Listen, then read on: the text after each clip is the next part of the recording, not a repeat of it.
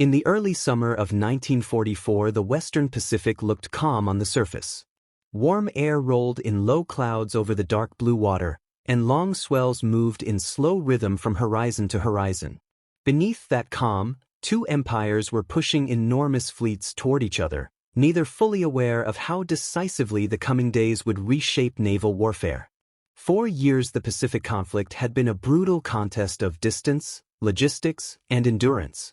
Japan had surged across the ocean after the surprise attack on Pearl Harbor, building a far-flung defensive perimeter of island bases. The United States, stunned at first, had recovered, reorganized, and begun a relentless drive westward that skipped from atoll to atoll in a methodical chain. By early 1944, the Central Pacific advance had carried American forces through the Gilbert Islands and the Marshall Islands, and now the focus had moved to the Mariana Islands, a curved line of volcanic land that pointed like a spear toward the Japanese home islands. Control of the Marianas meant more than seizing ground. The islands promised airfields long enough for very heavy bombers, aircraft capable of lifting off with great loads of fuel and bombs, flying immense distances, and striking the Japanese home islands from the Central Pacific. Japanese planners understood this, and so did the American admirals. If the United States secured those islands, Japan would come within direct reach of sustained strategic bombing. The stakes rising beneath the quiet sea were nothing less than the balance of power in the Pacific War. American strategy for the Marianas depended on a vast shield of floating airfields. Task Force 58, a powerful carrier striking force under Vice Admiral Mark Mitcher, formed the mobile core of that shield. Around its carriers clustered battleships, cruisers, destroyers, oilers, and support ships, all moving together in intricate formations. High above the decks, patrol planes and combat air patrol fighters wove invisible circles through the sky.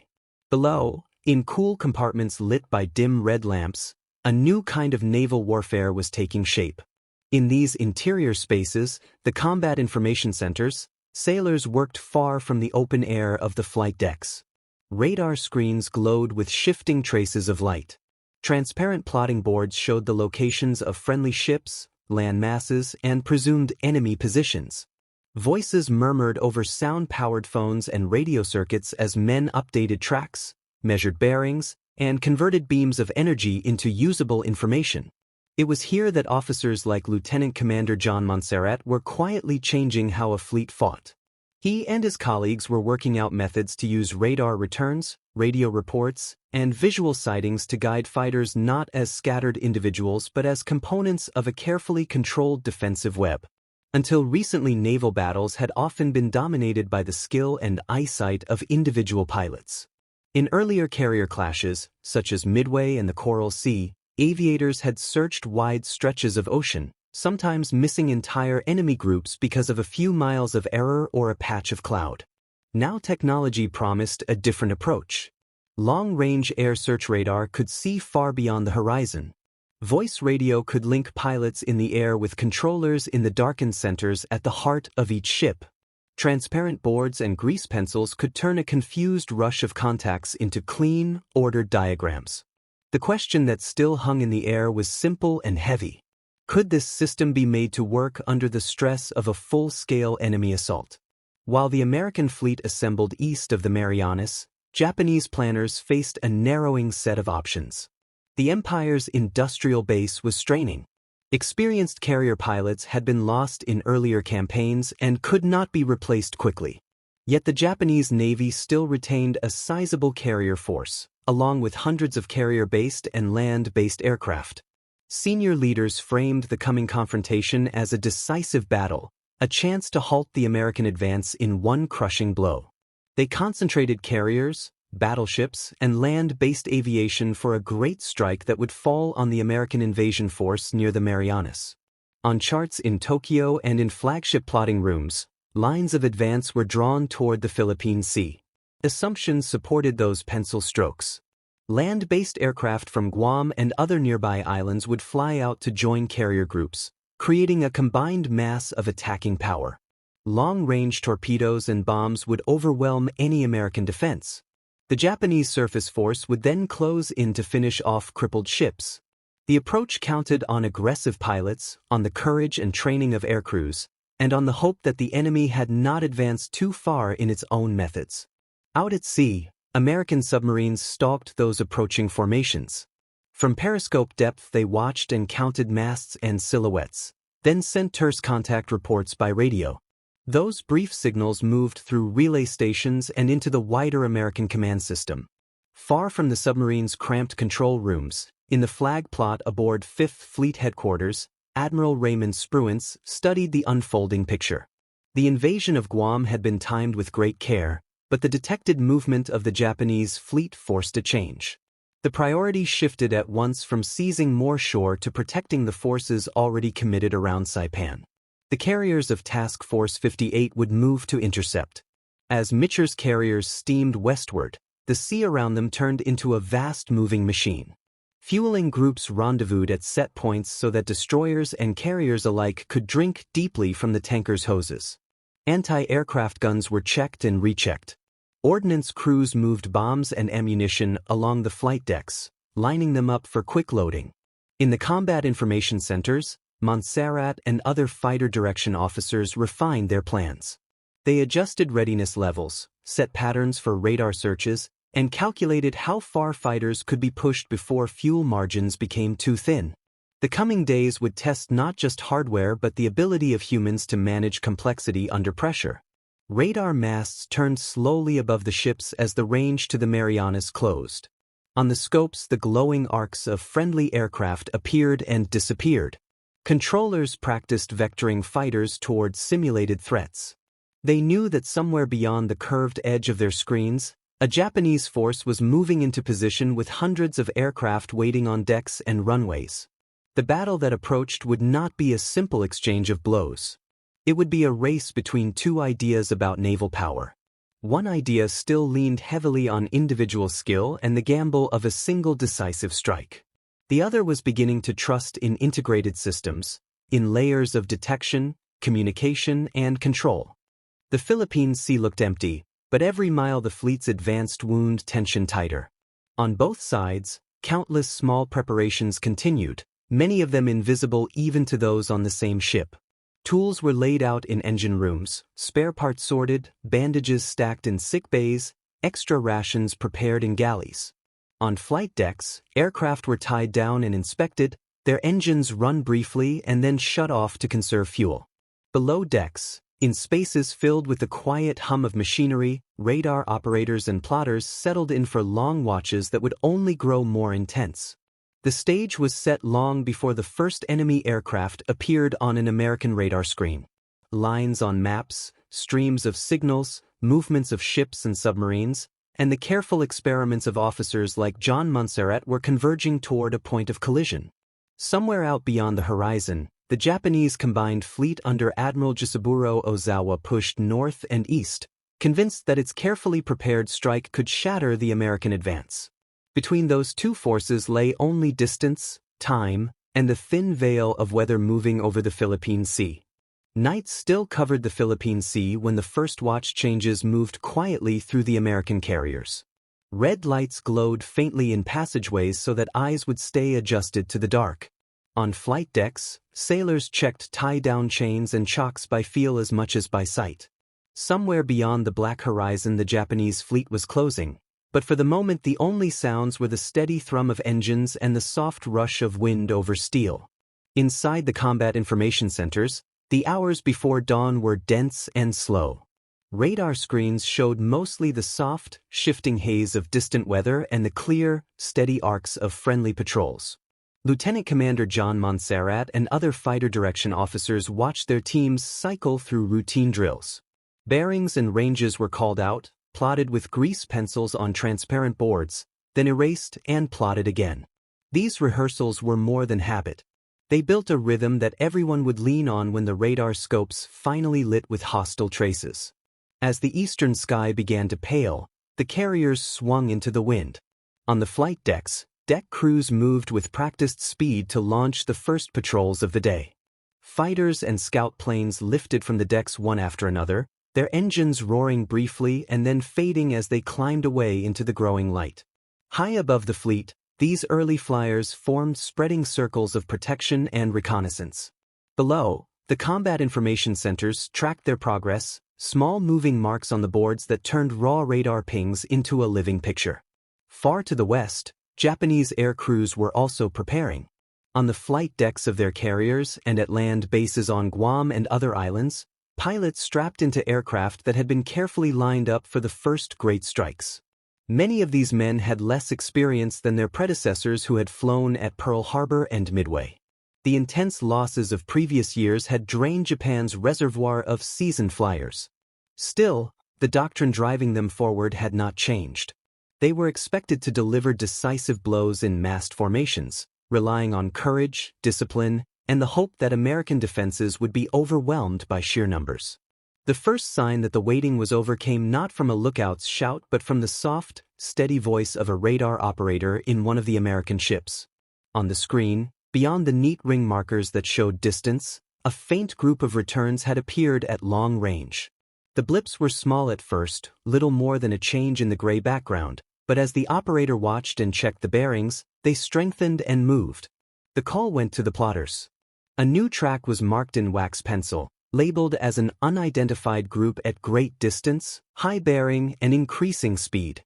In the Combat Information Center where Montserrat stood, the atmosphere shifted with that report. There was no sudden burst of noise. Instead, voices became more focused, more precise. Additional radar sets were ordered to search that sector. The new track was compared with known friendly patrols and ship positions. It did not match any known group. Range figures showed that if the contact continued along its current line, it would approach striking distance later that morning. This was likely the first wave from the Japanese force, perhaps guided by scouts from Guam, perhaps launched from distant carriers. Commands flowed outward from that realization. Fighter direction officers began calling for more combat air patrol to be launched. On the decks above, crews rolled additional fighters into position, spinning propellers, checking fuel lines, and arming guns. Pilots climbed into cockpits and scanned the sky as they waited for the flagman's signal. Each launch added another layer to the defensive ring around the task force. In the Combat Information Center, the plotting board grew busier. Friendly fighter groups were marked with small symbols and identification codes. The unidentified mass of approaching aircraft became a swelling arc in the far corner of the board. The system that had been carefully built over months now came fully alive. Radar operators fed bearings and ranges to the plot. The plot team converted those numbers into clean lines of movement. Fighter direction officers studied those lines and computed interception courses. They then passed headings, altitudes, and climb instructions through voice radio to the pilots already circling above the fleet. It was as if the entire task force had grown a new sense, one that could reach far beyond the distance a human eye might see from a bridge wing or a cockpit canopy. High over the sea, American fighters responded to these calm, precise vectors. Instead of wandering wide search patterns, they turned along specific headings aimed at invisible enemies still beyond visual range. They climbed or descended as directed, spreading out just enough to cover their assigned sectors without leaving gaps. Every mile they flew brought them closer to the approaching Japanese formation, which still had no clear idea how deeply it was already being watched and measured. On the Japanese side, the outbound strike groups moved in layered formations of bombers and escorts. Land-based aircraft from Guam joined with carrier-based planes as planned, swelling the number of attackers. From their perspective, the ocean ahead looked empty. They knew American carriers were somewhere out there, but without the benefit of equivalent long-range radar and without a tightly integrated guidance system, they still depended heavily on prearranged routes and chance encounters. Their expectation, built on earlier years of war, was that surprise and mass would give them the opening they needed. Back in the American flagship, Admiral Raymond Spruance and Vice Admiral Mark Mitcher studied the unfolding situation as reports flowed in. Submarine contact reports from the previous day had already revealed the general direction of the Japanese approach. Now, with airborne radar and shipboard sets detecting raid after raid at long range, the scale of the assault became clearer. It was not a single attack but a planned series of waves meant to break down the defenses through relentless pressure. The admirals knew that how those first waves were handled would shape the entire day. As the morning advanced, the first interception points moved closer. In the combat information centers, controllers refined their assignments. Some fighter groups were positioned far forward, sent to meet the attackers well away from the carriers and the vulnerable invasion shipping. Others were held nearer the fleet, ready to pounce on any enemy planes that slipped through the outer screen. The balance between aggressive interception and close-in protection had to be maintained carefully. Too much emphasis on the far perimeter risked leaving the core exposed. Too much caution could allow the enemy to deliver its blows at full strength. Radar returns that had been faint smudges at dawn were now firm, well-defined clusters.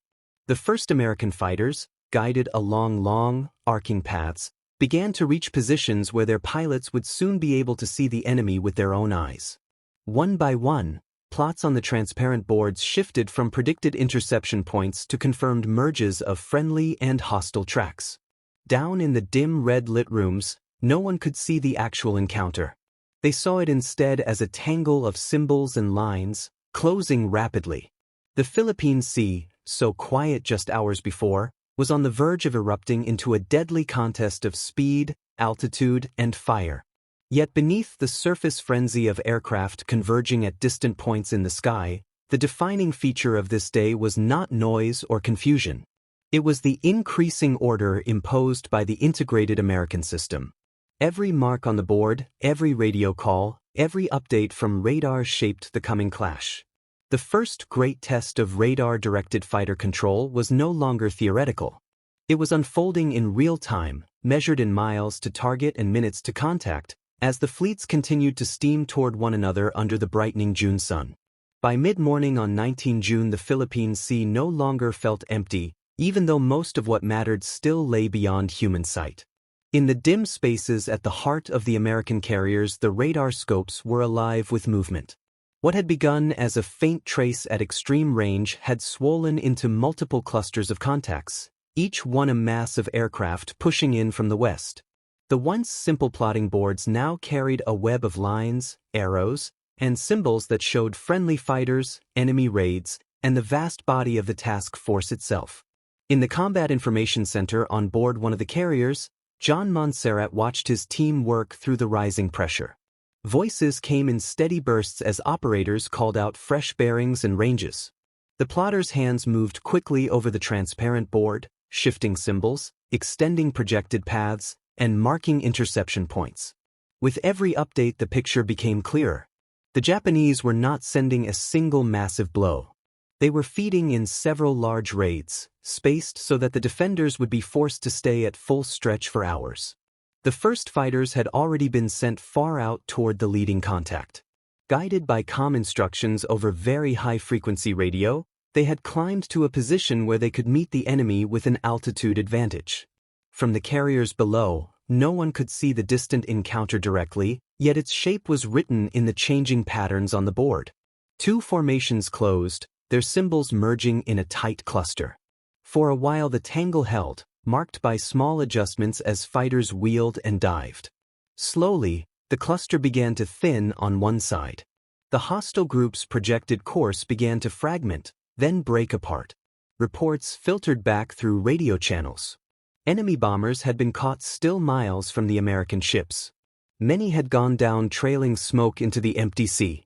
Others had jettisoned bombs prematurely and turned back, scattered and uncoordinated. The escort fighters, surprised by interception at such distance, had been forced into a defensive struggle they had not expected this early in their flight. On the plotting board, what had looked like a solid spearhead pressing toward the task force now resembled a broken spray of individual tracks, most of them turning away. Yet even as that first raid faltered, new traces appeared at long range. Radar operators shifted their gaze from one cluster to the next, confirming bearings and estimating heights. The Japanese plan relied on successive waves that would keep the defenders busy until the shield around the carriers thinned or broke. The American system met that plan with a different kind of depth. Fresh fighters were launched, replacing those that were burning fuel in the outer battle. Inner rings of combat air patrol were moved like pieces on a chessboard, held poised to strike at any attackers who slipped through. Far to the west, one of the Japanese strike groups formed around torpedo bombers and dive bombers pressed on toward its assigned target area. Among the pilots was Warrant Officer Seikyo Komatsu, one of the more experienced airmen still serving in the Japanese Naval Air Arm. He had flown previous missions in other campaigns, watching comrades fall against increasingly heavy opposition. On this day, he guided his aircraft along a route planned to bring the formation within range of the American carriers at the moment when the first waves were expected to have shaken the defenses. The plan assumed that defenders would be forced downward and inward, leaving gaps for later arrivals. Instead, long before Komatsu's formation reached its intended release point, American air search radar had already traced its outline. Controllers aboard the carriers began turning fresh groups of fighters toward this distant mass. The same pattern repeated. Bearings were refined. Altitudes were estimated. Interception points were drawn on the board. Commands went up to the flight decks and out over the radios to aircraft already in the air. Fighters that had just refueled and rearmed clawed for altitude and turned west, invisible from the decks below once they climbed high enough to blend with the blue sky. Out at the edge of that sky, the Japanese formation moved on, unaware that it had already been measured and targeted. There was no single dramatic moment in which the entire group was suddenly surprised. Instead, American fighters appeared in the vicinity in growing numbers, using altitude and speed to make repeated attacks. Bombers that tried to hold formation under this pressure became easy marks. Those that broke away to evade found themselves losing cohesion and timing. Each pass by the defenders peeled away more aircraft, turning what had been an orderly mass into a scattered flow of individuals. In the information center, Montserrat and his team tracked the slow collapse of that raid as lines on the board shortened and bent away. Some tracks simply ended where aircraft had gone down into the sea. Others curved out of the battle zone as damaged planes or shaken pilots tried to withdraw. A few stubborn symbols continued forward, pushing closer to the fleet despite the attrition. For these, the controllers shifted their attention inward. Inner rings of fighters were steered into place. Anti-aircraft batteries were brought to a higher state of readiness. The system layered its responses so that any attacker that reached the final perimeter would face a concentrated storm of fire. Around the American ships, gun crews stood at their stations, eyes searching the high glare above the water. Sirens and gongs signaled air alerts as the reports from the information centers flowed toward the bridges and gunnery control posts. Yet compared to earlier battles, the strain had a different quality. Instead of being taken by surprise by sudden eruptions of enemy aircraft at short range, the fleet now moved through a series of carefully prepared reactions. Each warning was backed by distance measurements, course estimates, and predicted times of arrival. The crews knew not just that enemies were coming, but from which direction and approximately when. As isolated Japanese bombers finally broke through to visual distance, they found themselves diving into an environment shaped by that preparation. Fighters still circled close above the task force, waiting to pounce on any straggler. The anti-aircraft guns, already tracking the expected approach lanes, filled the sky with layered patterns of shells and bursts. A few attackers managed to release weapons, but without the massed, coordinated runs envisioned in the original Japanese plan. Torpedoes splashed into the water at suboptimal angles, too far out or without proper timing. Bombs fell wide or from rush dives, disturbed by evasive maneuvers under fire. Among the dwindling formations, Komatsu pressed his own attack, pushing toward what he believed was the heart of the enemy group. In doing so, he flew deeper into the nested rings of the American defense. His determination carried him through a wall of tracers and cutting fighters longer than many of his comrades, but the same system that had broken up the earlier waves now closed in around him. His aircraft, like so many others that day, did not return. His loss was one more part of a larger pattern, a steady erosion of Japanese aviation strength that could not be replaced. The tempo of the battle did not ease after those first exchanges. New clusters continued to appear on the radar scopes throughout the late morning and early afternoon. Some were large, others smaller and more tentative. Each one triggered a set of responses that followed the same underlying logic. Identify at range. Classify. Assign fighters along calculated courses. Maintain inner reserves. Guide surviving attackers into zones where concentrated fire waited. There was no single heroic stroke that defined the day, no lone pilot or ship that turned the tide with one dramatic action. Instead, the decisive factor was the cumulative effect of dozens of interceptions, each one planned and directed through the growing web of information. From the perspective of the Japanese commanders, the picture looked very different.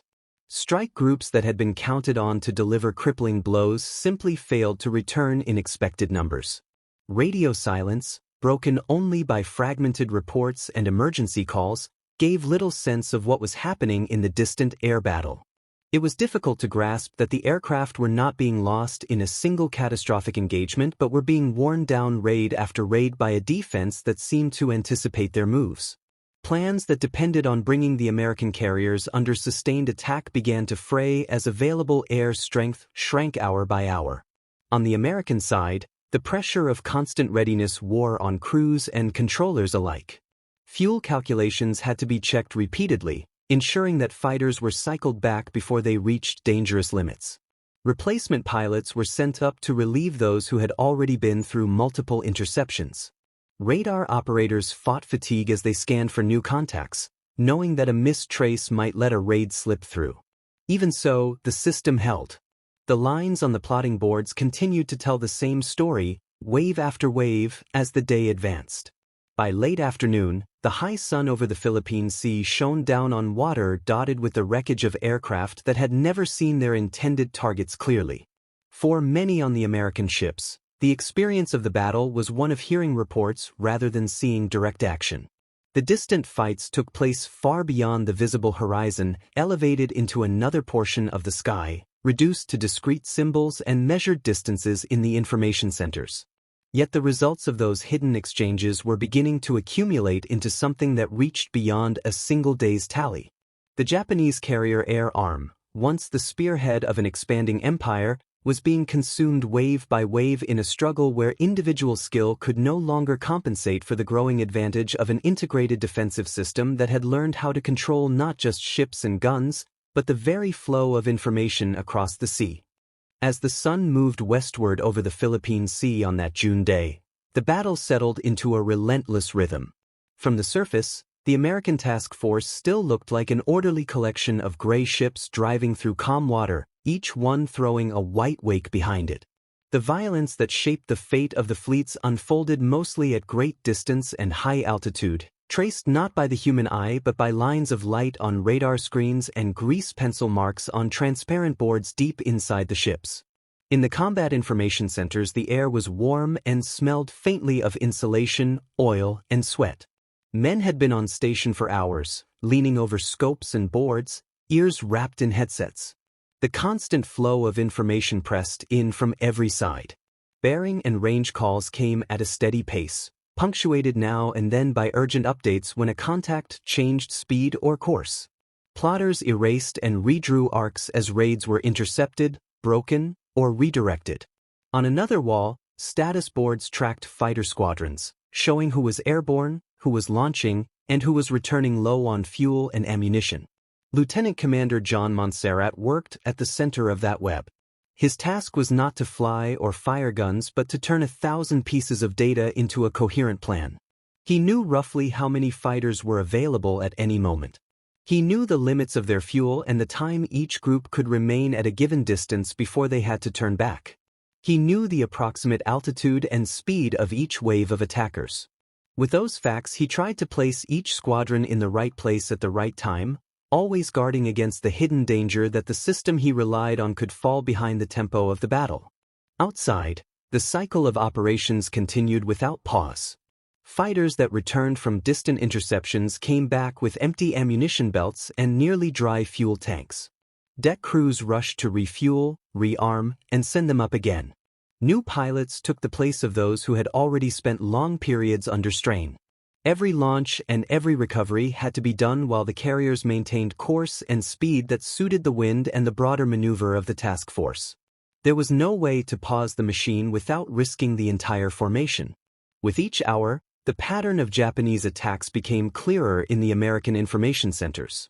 Distance and direction showed that many raids were combining aircraft from land bases on islands like Guam with aircraft from carriers far to the west. The timing of the waves suggested that the Japanese planners had tried to build a sequence that would steadily wear down the defense. At first glance, it was a reasonable design. What it could not fully account for was the extent to which radar-guided control had shortened the distance at which defenders could reliably find and break apart incoming formations. On the Japanese side, that advantage was invisible. From the point of view of a formation commander tasked with reaching the American carriers, the experience was one of flying out across empty ocean and then being met, again and again, by fighters that seemed to know exactly where and when to appear. There was no single cliff edge where confidence suddenly dropped away. Instead, there was a slow and grinding realization, raid after raid, that the losses were mounting faster than expected and that the return routes were becoming lonelier. Back in the American flagship, Admiral Raymond Spruance and Vice Admiral Mark Mitcher followed the situation through layered reports. Numbers of enemy aircraft sighted, engaged, and destroyed came in from fighters, from ships that had seen individual attackers break through, and from fragments of intercepted communications. No one had an exact tally, but rough estimates suggested that the defending system was inflicting very heavy damage at long range. Even so, no one assumed the threat was over. The possibility of a late massive strike still hung over every decision. The tension in the combat information centers grew more subtle as the afternoon wore on. The first hours had been filled with the novelty and shock of initial contact. By mid to late afternoon, the stress came from the effort to maintain precision under fatigue. Radar operators rubbed their eyes during brief lulls, then bent forward again when new traces appeared. Plotters checked one another's marks to avoid errors that might send fighters in the wrong direction. Montserrat and his fellow controllers recalculated fuel margins over and over, worried that a misjudgment might leave a squadron stranded too far from its carrier. Fuel was a quiet but constant constraint. Every mile flown to reach an interception point had to be paid for on the return trip. When fighters pursued damaged bombers too far, the cost was minutes shaved off their fuel reserves. Controllers sometimes had to order pilots to break off and return even when more enemy targets remained ahead. The goal was not simply to shoot down every attacker but to ensure that the defensive web could be sustained for as long as the Japanese continued to send in raids. The battle on the plotting boards was as much about endurance as about immediate kills. As reports from submarines and reconnaissance aircraft filtered in, a larger picture of the Japanese fleet emerged. Contacts indicated that the main enemy carrier force under Admiral Jisaburo Ozawa remained at long range, beyond the horizon from the American carriers. This reinforced the sense that the air attacks would continue for some time. It also raised an important question in the minds of the American commanders. At what point, if any, should they commit their own large-scale offensive strike against the distant enemy carriers, and how could they do so without exposing their invasion forces near Saipan? For the moment, Spruance chose caution. The priority remained the protection of the amphibious operations already underway in the Marianas. That decision meant that the American carriers would stay relatively close to the invasion area rather than racing west in search of a decisive carrier duel. Mitcher, focused on running the shield of fighters overhead, adapted to that strategic choice by continuing to treat each incoming raid as a new test of the defensive system. The carriers remained the core around which fighters and ships maneuvered, and the combat information centers remained the nervous system that coordinated the movements. Out over the ocean, groups of damaged Japanese aircraft limped back toward their distant bases or carriers, some trailing smoke, others flying low to conserve fuel or evade further interception. Many never reached safety. Engine failure, fuel exhaustion, or structural damage claimed aircraft one by one. Each loss reduced the pool of trained pilots and usable machines that the Japanese Navy could put into the air the next day. On the plotting boards of the American ships, these vanishings appeared only as tracks that simply stopped, lines that no longer updated. The human cost behind those symbols was understood in broad terms but remained distant. As afternoon drew toward evening, the number of new raids detected at long range began to diminish. Radar operators still watched their scopes carefully, but the clusters that had once crowded the screens grew fewer and smaller. Some contacts turned out to be isolated stragglers, single planes trying to find any target in the fading light. Others were friendly aircraft returning from long patrols or search missions. Distinguishing between them remained vital. The integrated system depended not only on finding enemies but on avoiding confusion that might lead to friendly aircraft being misidentified at a critical moment. On the decks of the carriers, the late-day light gave everything a sharp edge. Aircraft landed in steady sequence as fighters were recovered and prepared for the coming night. Crews worked quickly but with a certain heaviness in their movements, the result of long hours of intense focus. Below, in the combat information centers, the tempo eased by degrees. The plotting board still showed vectors and symbols, but the density of the picture was less suffocating than it had been at midday. Controllers began to think not only about immediate interceptions but also about how the system would adapt in darkness. Night presented a fresh challenge to everyone involved. Radar could still see beyond the range of eyesight, perhaps even more effectively when the clutter of sunlight and heating air currents diminished. Radio continued to work as before. Yet launching and recovering aircraft in the dark, guiding tired pilots back to moving decks, and maintaining clear identification between friend and foe all became more complex once the sun dipped below the horizon. The next phase of the struggle would test not only how well the system performed under attack, but how safely it could bring its own airmen home after a day spent at the edge of their limits. As the sky reddened and then darkened over the Philippine Sea, no final tallies were yet written on the status boards. No one could say precisely how many enemy planes had fallen or how deeply the Japanese carrier air arm had been cut. The men in the combat information centers knew only what their instruments and plots told them. Raid after raid had been met. Many attackers had been turned back or destroyed before they reached the fleet in strength. The defensive system built around radar, disciplined communication, and coordinated fighter control had held through the long day. What that truly meant for the balance of air power would only become clear when both sides tried to act again under the cover of night and in the new light of the following morning.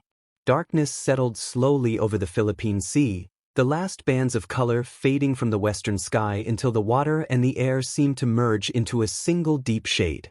The American task force continued to move, its columns of ships maintaining formation even though the horizon had disappeared. Deck lights were shaded or dimmed, and on most vessels only the faintest glows marked portholes and control stations. To a distant observer, the fleet would have looked like a moving patch of shadow on a barely lighter sea. Inside the ships, the end of daylight did not bring an end to the work. If anything, the atmosphere in the combat information centers became more concentrated. The radar scopes, always important, were now the primary senses of the fleet. Without the aid of daylight, lookouts could see little more than vague shapes. The men at the screens watched for new contacts with even greater care, aware that any late raid or probing attack would be guided only by instruments and memory rather than by visual landmarks. Lieutenant Commander John Montserrat and his fellow controllers remained at their posts, studying the recovered tracks from the day. On the transparent plotting boards, many of the earlier grease pencil lines had been wiped away to remove confusion. What remained were the distilled tracks of major raids, showing where they had been first detected, where fighters had been vectored to meet them, and where the enemy formations had broken apart or turned away. The picture, even in this stripped-down form, was striking. Few hostile groups had come close to the core of the task force in any coherent shape. Rough estimates of losses began to circulate through secure channels. Reports from fighter pilots, shipboard observers, and intercepted Japanese communications suggested that hundreds of enemy aircraft had been destroyed or damaged. The exact number could not yet be pinned down, but it was clear that the day had gone badly for the Japanese air arm. For all that, no assumption of final victory was made. The very fact that the enemy had committed so many aircraft in one day hinted that more could still be thrown into the fight if the Japanese commanders believed they had any chance of restoring the balance. Far to the west, in the darkness that surrounded Admiral Jisaburo Ozawa's carrier force, a different kind of reckoning took place. The expected return of strike groups lagged, then faltered. Pilots who did make it back described encounters with American fighters far from the target area and spoke of heavy opposition that seemed to organize itself with unusual speed and precision. In flag plots aboard Japanese ships, the missing squadrons were first explained as delayed, then as scattered, and finally as lost. The magnitude of the failure was difficult to accept after months of planning and the careful assembly of carrier and land-based strength for this operation. On the American side, the main question that came to the fore in the night watches was how to exploit the apparent success without exposing the invasion forces around Saipan. Admiral Raymond Spruance weighed reports from submarines and patrol aircraft alongside the air combat results. The location of Ozawa's carriers was still approximate, plotted as broad shaded regions rather than as precise points. To surge the American carriers westward in the dark in search of a decisive clash would mean drawing them away from the amphibious operations they had been assigned to protect. Spruance, cautious by nature and aware of the broader campaign needs, hesitated to make that move without clearer information. Mark Mitcher focused on more immediate concerns. His carriers had flown an enormous number of sorties during the day. Fighter pilots were exhausted. Aircraft had accumulated small defects and battle damage that needed attention.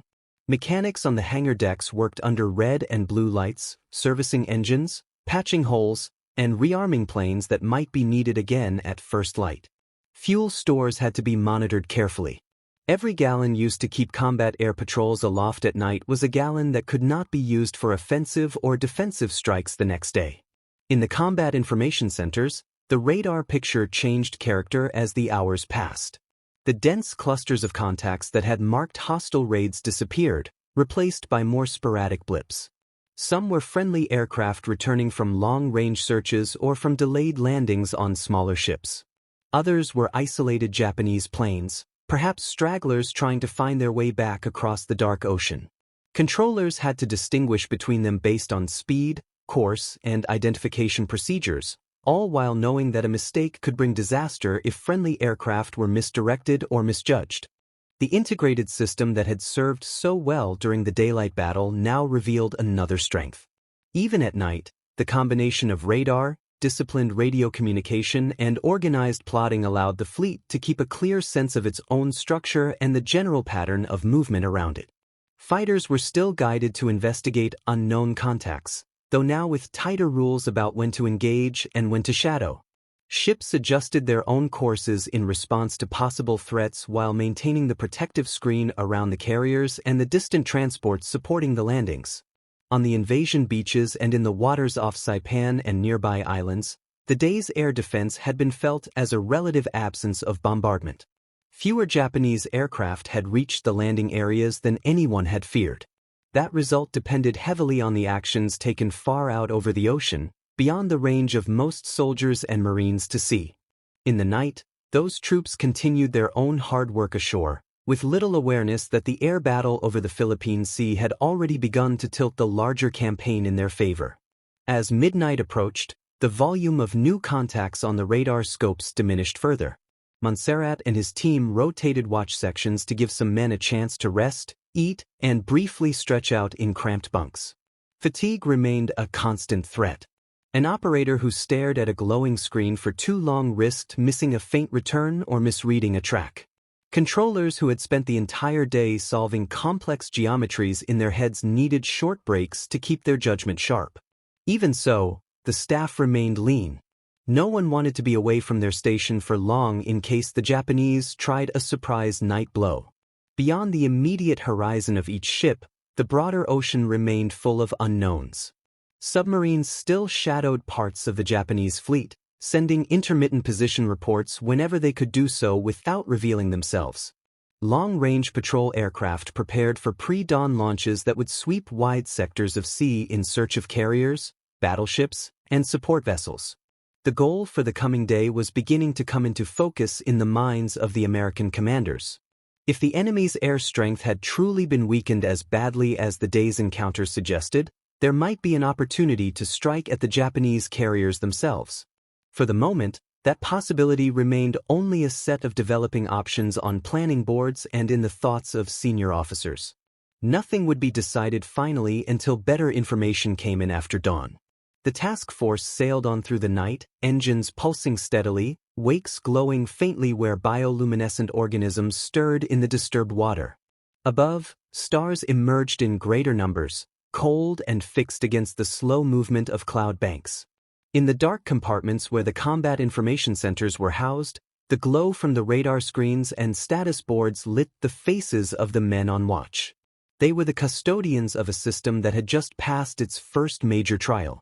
Yet the true measure of that system's power would come not simply from how well it had held a defensive line, but from how effectively it could support a shift to a more aggressive posture if ordered. As the night hours ticked by and the fleet pushed on over quiet swells, the preparations for that possible turn continued quietly, layer by layer, awaiting the first gray light of another June morning over the Philippine Sea.